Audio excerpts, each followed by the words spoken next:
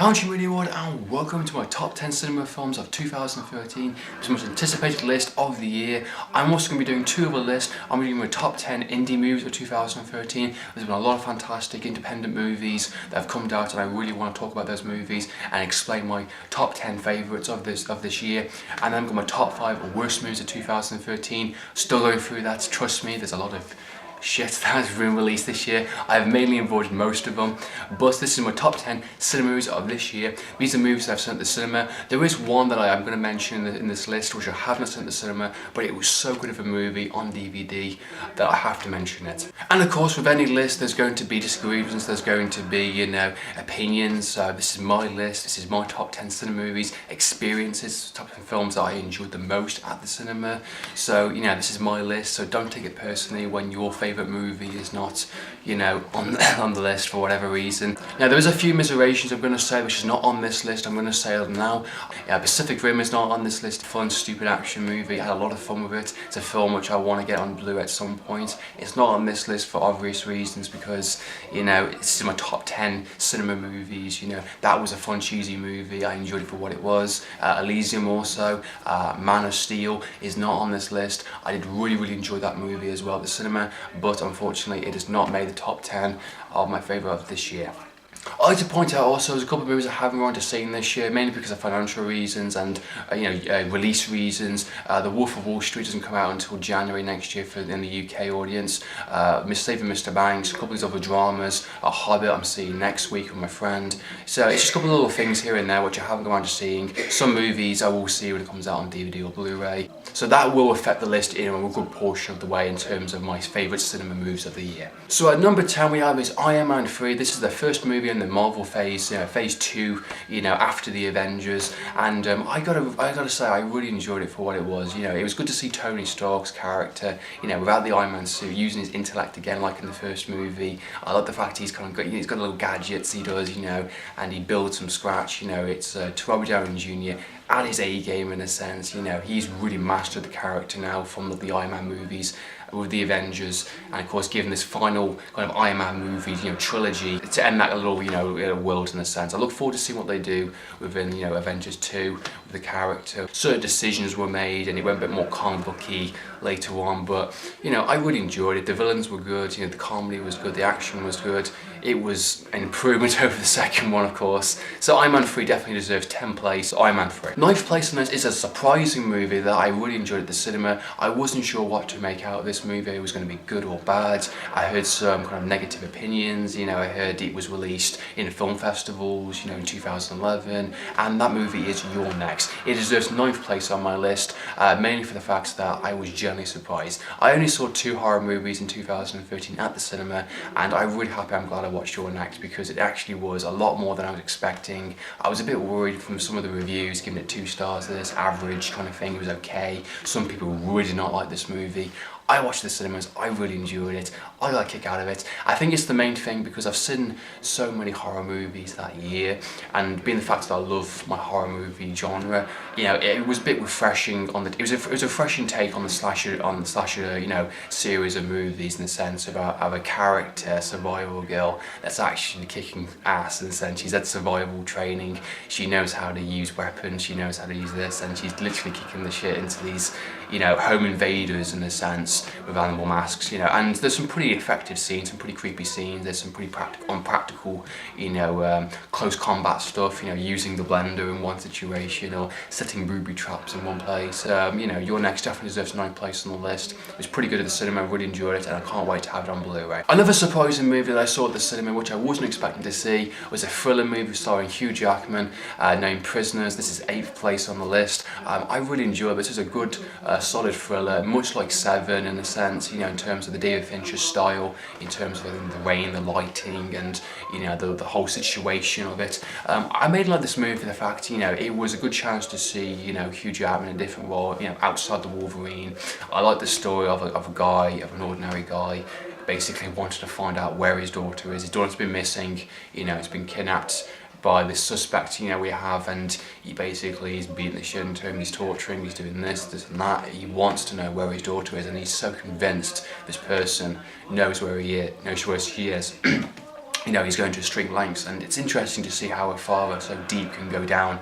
And at the same time, you get the police side of it, the other side of it, and it's like, a detective, a guy that's basically, he understands, he knows, but at the same time he's bound by the law, and he's trying to figure what's going on. He's trying to do suspects, and I really like how the movie plays out. The ending I felt was very effective and pretty well done. I really liked how it left you on that tone. It's pretty obvious what happens after, I think, the ending, but it's open to interpretation, of course. Great acting, great visuals, great camera work, very good suspense areas and places, and some good chilling scenes as well, which I really liked. So Prisoners, definitely well placed, 8th place on the list. 7th place on the list is a sequel we have is Hunger Games Catching Fire. This is another really good movie I enjoyed at the cinema. Again, it was exactly what I wanted to see.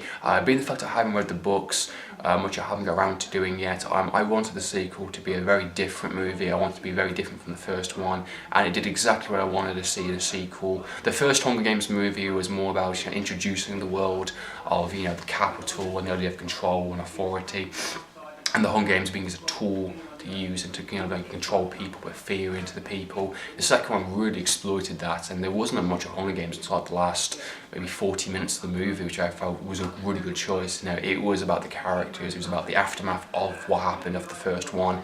It's very good. It's got those scenes like those Nazi type scenes, in the sense of going into streets, doing public executions, destroying property. The idea of playing with fear and manipulating the viewers, in a sense. And there's some just really eye-popping scenes which makes you think something is going on, and it's the rise of the revolution, in a sense. And I really like that. Lots of good drama pieces, good suspense, very good performance by Jennifer Lawrence, and some surprising characters as well, which surprisingly I gibed actually shit about. So some pretty good decisions in it. So Hunger Games definitely deserves the list. I really enjoyed it for what it was, and it was a pretty good solid sequel and delivered a lot more than the first one did, I think, personally, on it. So Hunger Games Catching Fire. Number 6 on the list, of course, is another sequel. It's another sci-fi movie we have is Star Trek Into Darkness. Again, another fun movie which I enjoyed at the cinema. Again, it was pretty much everything I wanted to see. It was very much a copy of the second one, The Wrath of Khan. A lot of Star Trek fans really don't like this movie, being the fact of how much it did copy.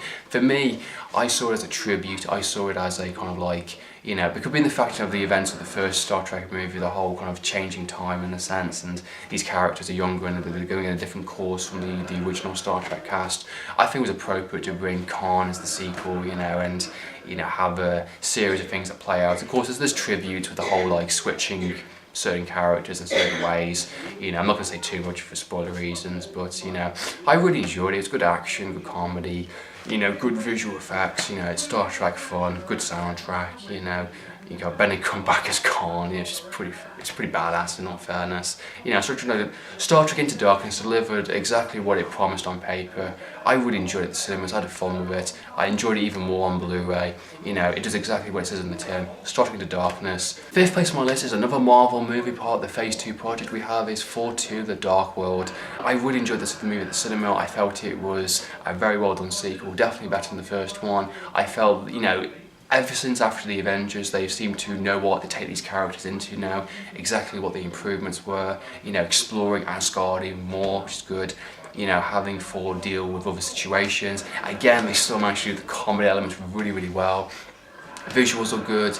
The whole opening the universe a bit more over species, over the realms, I thought was very effective. The only thing I had problems with it, and the same with my review, is the fact that Christopher Eccleston's character is just weak as hell. Not a very good villain, unfortunately. So 4-2 Dark World. 4th place on this is a comedy movie starring Simon Pegg, and here's The World's End. Now, I didn't see this movie at the cinema, and I know this is on my top 10 cinema list, but I think I actually regret not seeing it at the cinema, if I'm perfectly honest, and I think it deserves to be on this list, regardless, just for the fact of how funny and how well done it was. For me, it was the best of the Cornetto trilogy. I think it beated Hot Fuzz, it beated Shaun of the Dead, it was the most funniest. I think it's the most grounded in terms of, just a bunch of characters that haven't seen each other since school time, since the old days. They're getting back together to do the Golden Mile, to do this kind of drunken night, in a sense. And I love the fact that Simon Pegg is just so determined, his character, to do this night, even when the town has mysteriously been taken over by these kind of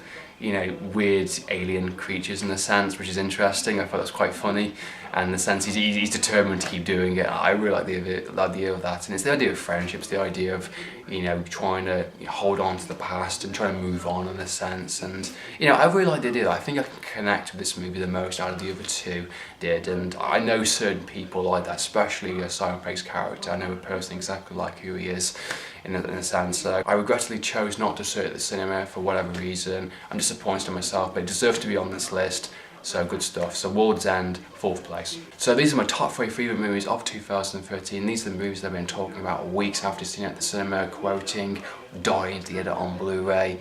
And the number 3rd place, gratefully 3rd place, it is Insidious Part 2. For me, Insidious Part 2 was an excellent sequel. I really enjoyed it. The thing is with this movie is it is a Marmite movie. You either love it or you hate it. This one got a lot of mixed opinions. You got 2 stars on Total Film, you got 4 stars on Empire. For me, I would give it a 4 stars, definitely for sure. I really enjoyed it as a sequel. It continued exactly from the ending of the first one.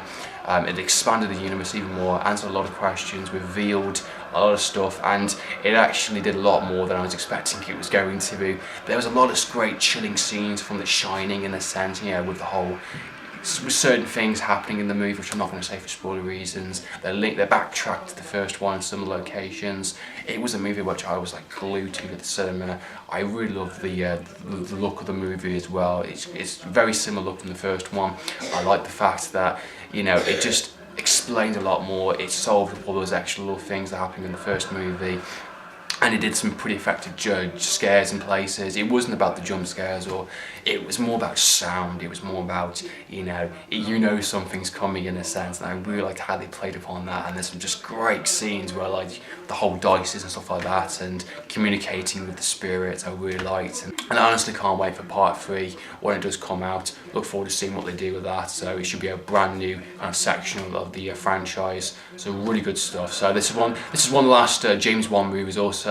This and The Conjuring was his last horror movie he's going to do for a very long time. So he delivered the best that he got on screen. He delivered the best horror as he can, and I think he's done. He's had a break. He just wants to kind of rest for a bit now. Insidious Part 2. So at number 2 place of my 2013 favourite movies, cinema experiences, the Wolverine, of course. Hugh Jackman delivered one of his best performances as the Wolverine character. He showed that there was still more to give in terms of the character, in terms of where his state of mind is. I love the fact where they took this movie. It was very Batman Begins. It was dark, it was gritty, it was grounded in the sense of where the character was going. I love the fact they dealt with the aftermath of Last Stand with Jean Grey's character being killed off. I love where Wolverine is with some of the scenes.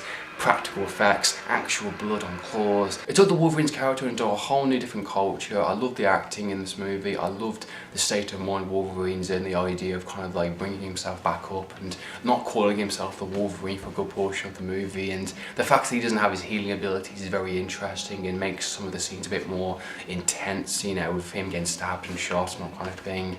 It was a very daring project to do. I think it was Hugh Jackman's last attempt of maybe the Wolverine character in a sense.